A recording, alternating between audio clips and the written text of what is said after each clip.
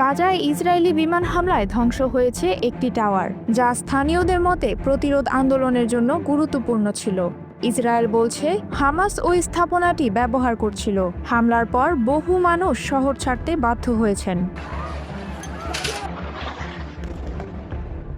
শহরের সবচেয়ে উঁচু আবাসিক ভবন আল গাফরি হাই রাইজ ধ্বংস হয় গাজার আকাশে ধুলো ও ধোঁয়া উঠতে শুরু করে। গাজাবাসীর মধ্যে আতঙ্কের ছায়া নেমে আসে। জাতিসংঘের বিশেষ দূত বলছেন ইসরায়েল ফিলিস্তিনি বাসিন্দাদের জোরপূর্বক শহর ছাড়তে বাধ্য করছে। ইসরায়েলি চ্যানেল 12-এর প্রতিবেদনে বলা হয়েছে শহরের উত্তর ও পশ্চিম অংশে ব্যাপকভাবে বিমান হামলা চালানো হয়েছে।